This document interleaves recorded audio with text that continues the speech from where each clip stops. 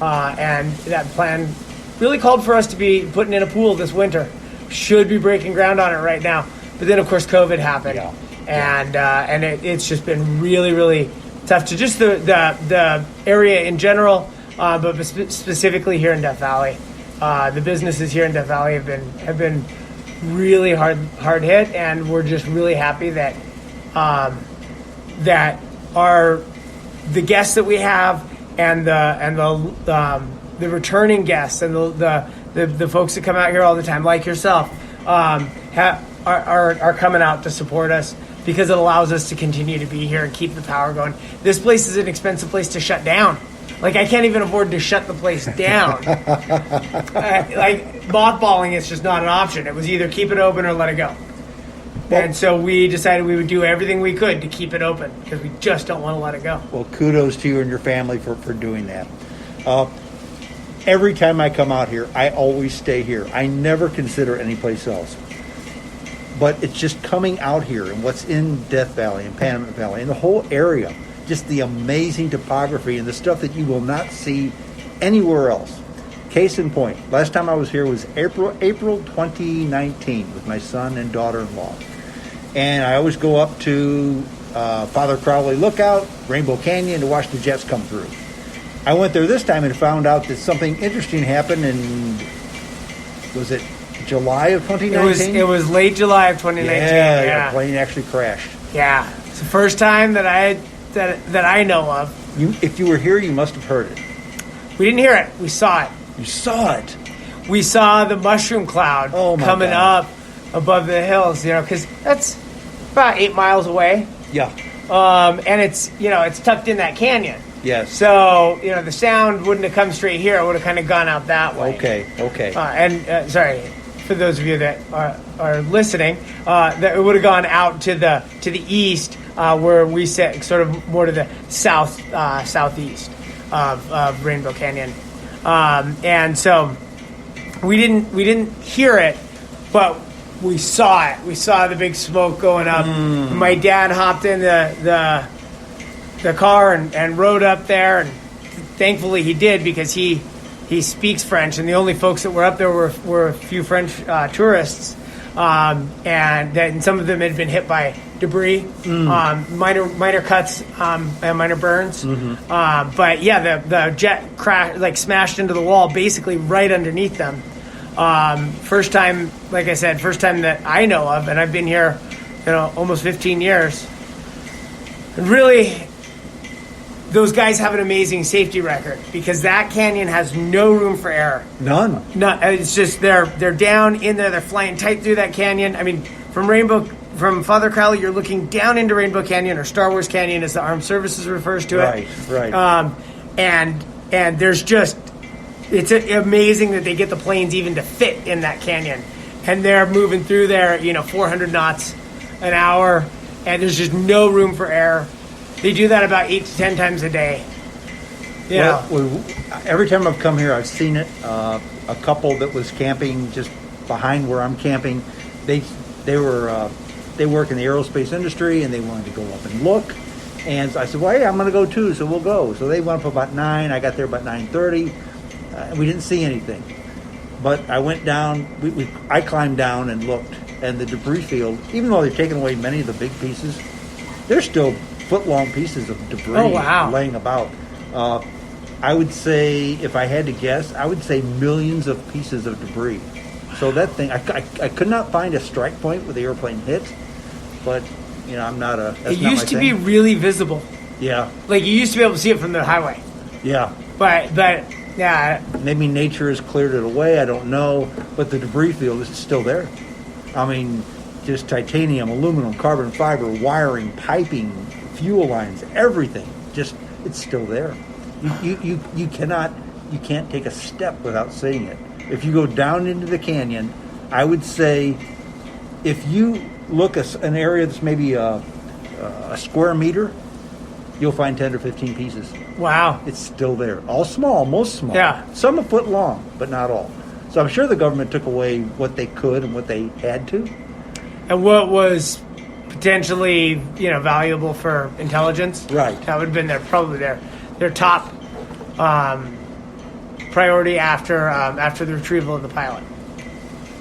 Yeah, and he was a Top Gun pilot. This was no rookie. Yeah. Did they ever find out was it pilot error? Was it a problem with the plane? Did they disclose? I'm sure that they know, but I'm sure that we never will. Yeah. Well, the government isn't the only person who keeps their mouth shut. Today I went down to Ballarat, and I told you that I like to go there and visit my buddy Rocky. You said that Rocky had left. Rumors said he had come back. Those rumors are false. Okay. Rocky's living just outside of Trona on 5 acres that he bought. There's a guy there named Louie. And Louie has been a summer caretaker off and on for a while, and he's the caretaker now. And I asked him to do a podcast. He doesn't do podcasts. I asked him all kinds of questions. He doesn't like to answer questions.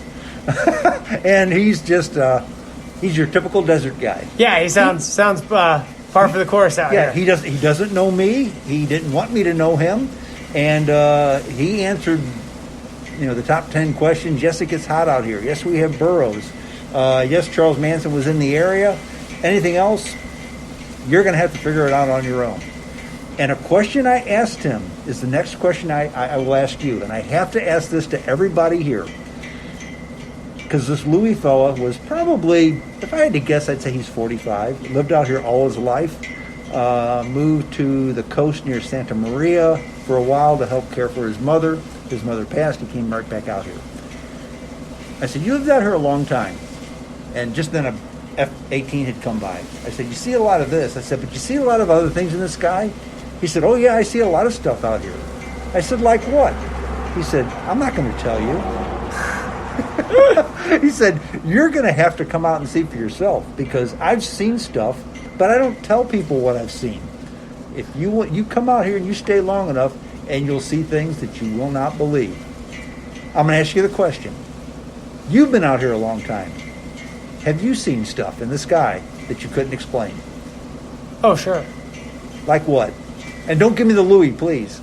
No, I mean, because I've been out here one time, and I saw one thing one time, and I'm thinking, if I saw it, surely you have.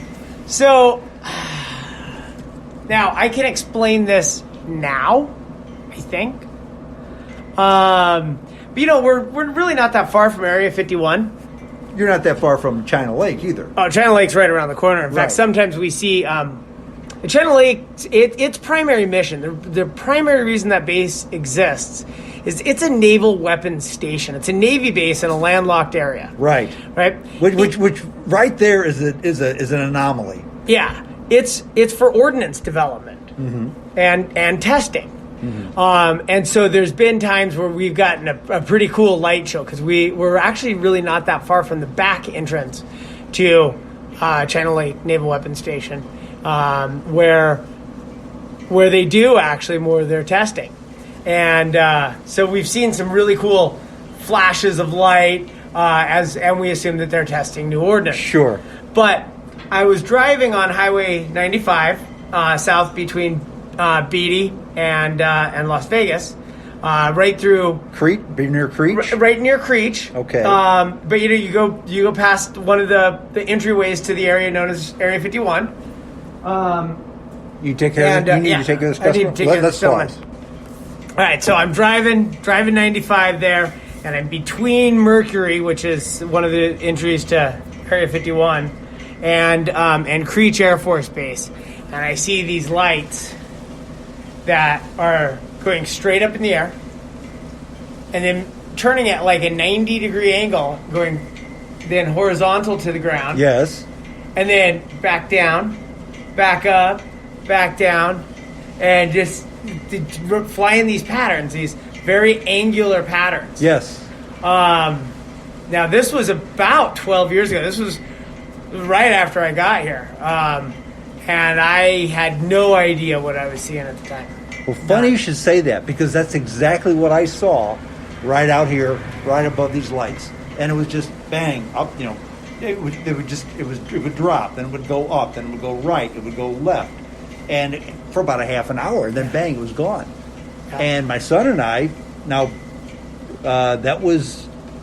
we had bought quite a bit of beer from you, but we weren't imagining this, okay? Yeah.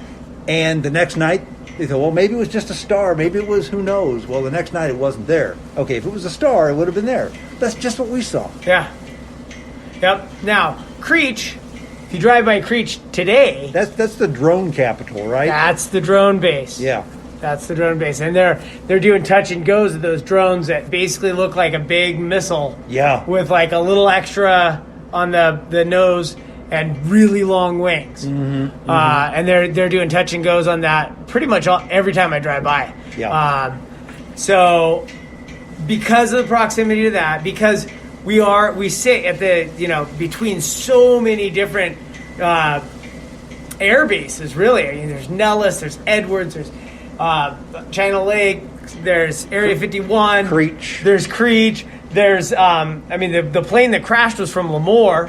When Okay. you're doing 400 knots, 500 knots, like the state of California's postage stamp. Exactly. Exactly. And this is prime airspace. When Clinton signed the Desert Protection Act, the military was like, yeah, well, that's one of our major training zones. And so you're incorporating some of that area.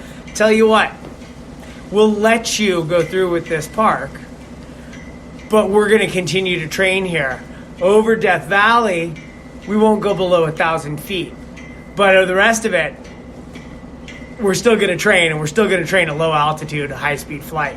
Well, you go just south of Death Valley, and I will tell you that on Panamint Springs Valley Road there, they flew right over the highway, maybe 200 meters, maybe. Yeah. But that's outside the park. Yep, that area is outside the park. But even here in the park, they predate the park quite a ways. I'm forgetting the exact year that they started using this as a flight complex. But I want to say it was 37. Yeah. Well, because there's pictures up there of Father Crowley of the bi-wings. Yeah. Going through Rainbow Canyon. I mean, so before World War II, our pilots were training in this desert. Yeah. And every now and then I get someone that complains about there being the fighter jets, and it's like, well, this actually was their desert before it was ours. Yeah. Well, what are you going to do? Right. Well, yeah. Have you ever seen anything out here? Out here, I mean, my favorite thing to see, actually, a lot of noise is made of the planes flying through Rainbow Canyon, being able to look down on them, just because it's so cool. Like, look over and see the guy's head, his face. You're looking down on the airplanes. Yeah, that's so amazingly cool. But my favorite thing are the nighttime dogfights. Really? So cool, like you can tell that they're dogfighting because the lights just do all these erratic stuff, but you hear the afterburners. Yeah. So if you, if you weren't hearing those afterburners, it would just look bizarre. Yeah. And there's times that where you can't hear their afterburners. But so I haven't maybe they're seen too anything, far away. Yeah, or where their afterburners are pointed, it has a lot to do with whether you can hear them or not, too. Okay. Like, the loudest thing here is when a jet comes right above the property and then goes into a steep climb and hits those afterburners for the climb. Yeah. Because the jet wash just comes straight down onto the property. And then bounces off. That's so much louder than them flying directly overhead, even low. I mean, we've had them come real low over the property here. It's really thrilling, but it's not as ear splitting as when they come low over the property, or even higher over the property, but then point those afterburners right at the property as they're climbing. That's really loud. So when you're watching something across the valley, you don't hear the afterburners all the time. You just hear them when they happen to be pointed at you.